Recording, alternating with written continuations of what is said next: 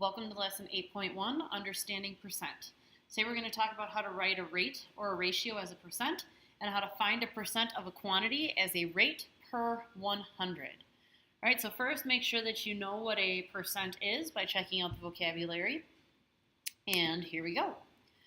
All right, so when we take a look at percents, again, percent per 100.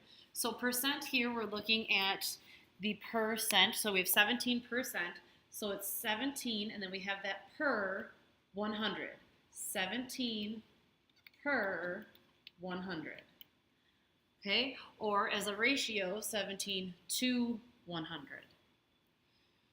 All right, so percent goes back and it compares everything to 100. So we talked about on any of your tests, how your tests aren't always out of 100 problems, but if you got a 75%, that means that if there had been 100 problems, you would have gotten 75 of them correct. All right, so we have the free throw ratios for 3 basketball players that are shown here, and the first one is 17 to 25, 33 to 50, and 14 to 20. And we're going to rewrite each ratio as a number compared to 100, and then we're going to shade the grid to represent the free throw ratio.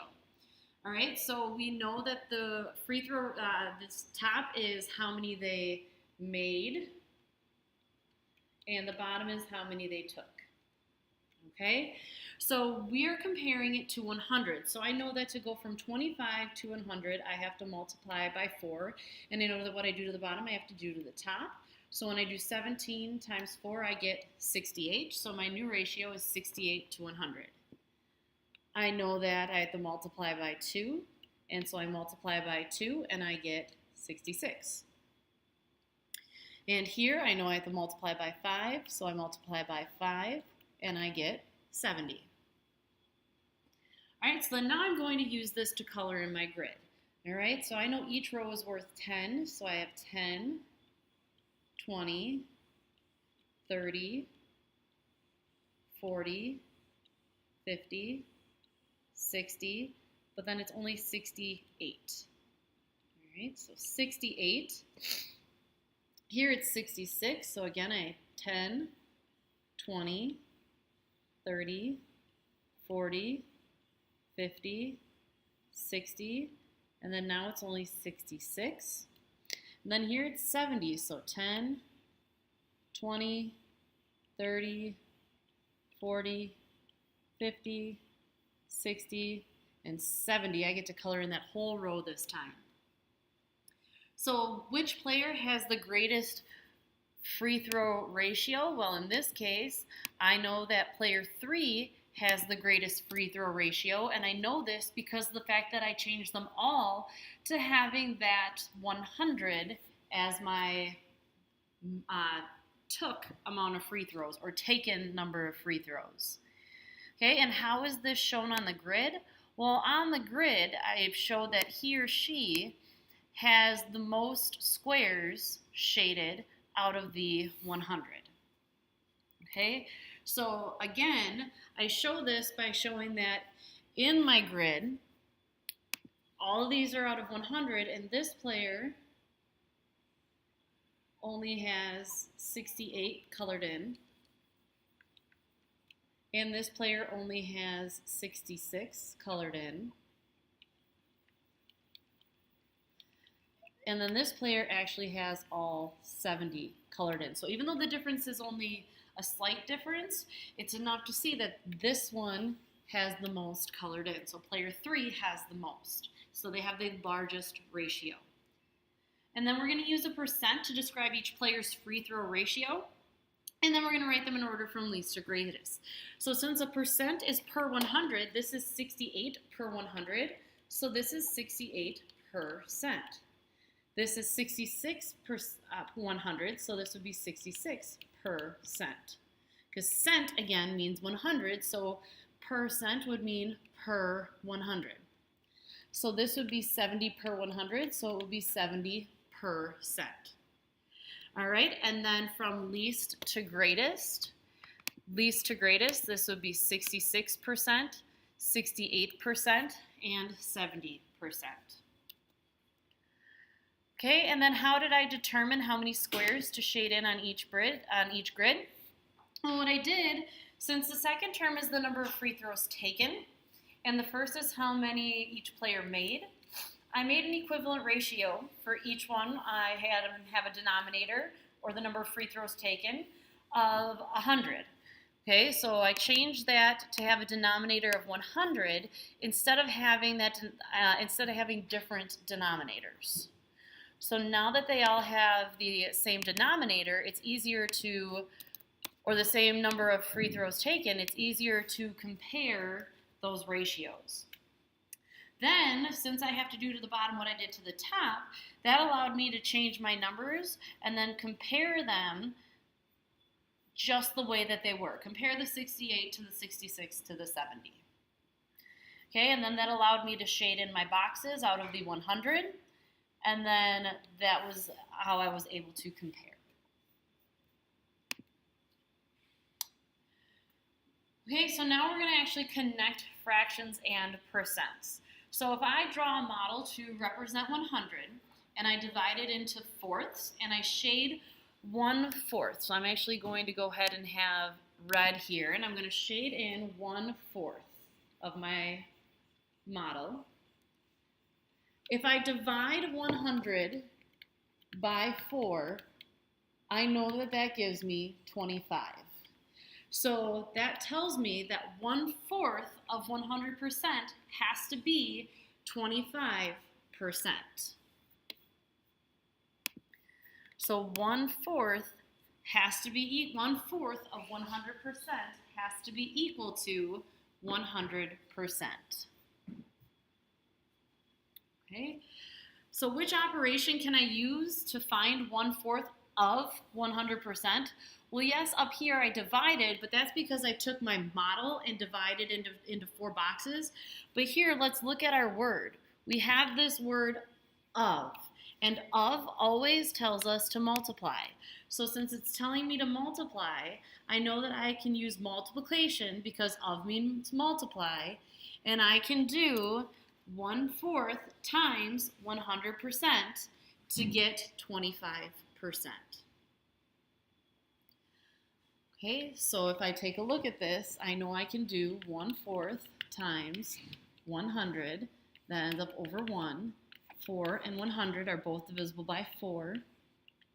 That gives me 25 over 1, which is the same thing as 25. Okay, and then let's try the same thing down here. So color in my shaded 1/3. And I know that 100, if I break that down into thirds, that would give me 33 3/10% repeating, or 33 1/3% as a fraction or as a decimal. So then I know that 1/3 of 100% is 33 3/10% repeating, or 33 1/3%.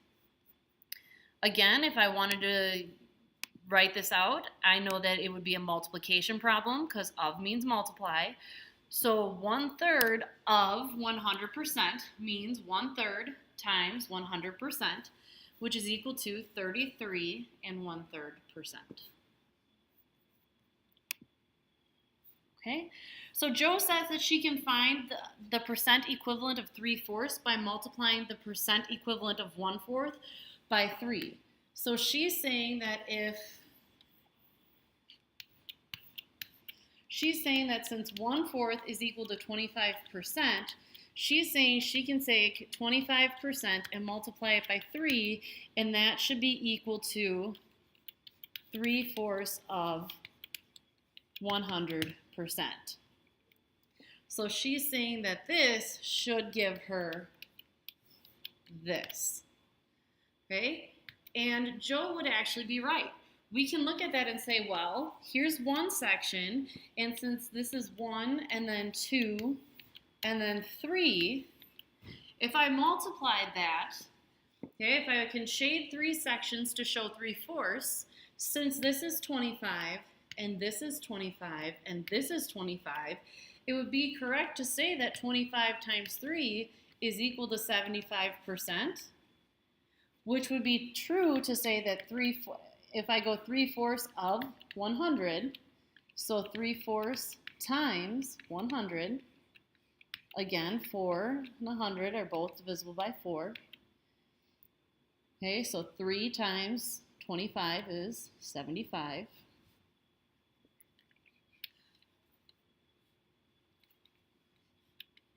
Over 1, which is equal to 75. So I get 75% both ways that I do it.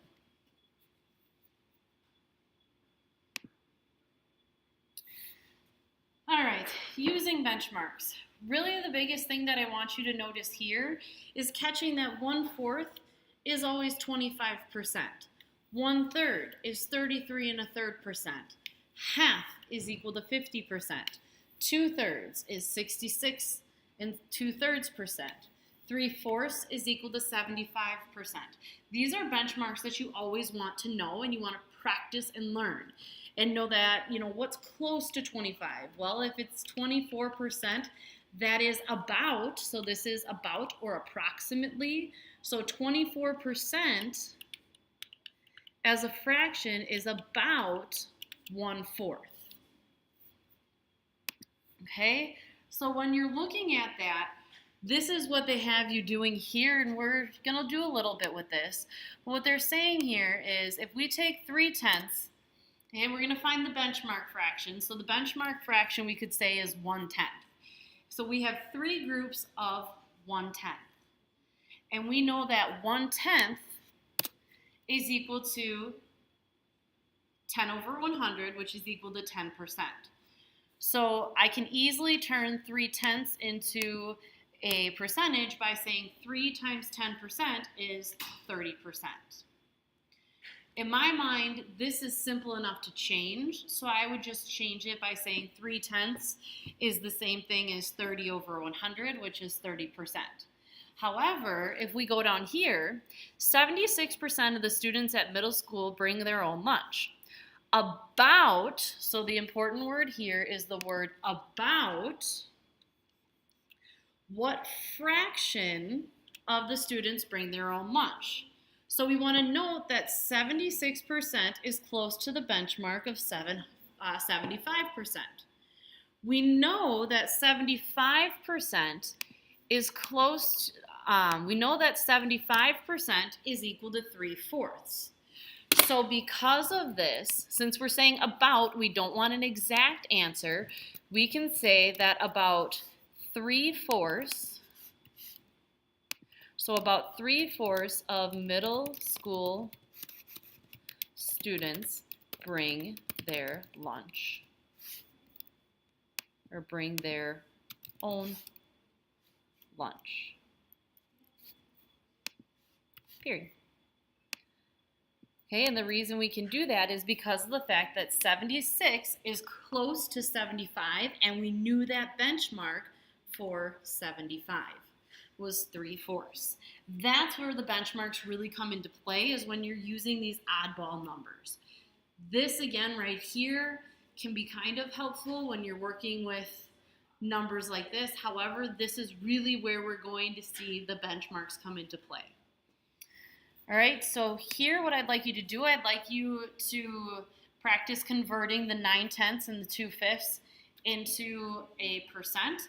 And then here I'd like you to use the benchmark to convert the percent to a fraction. When you come back, we'll check your answer.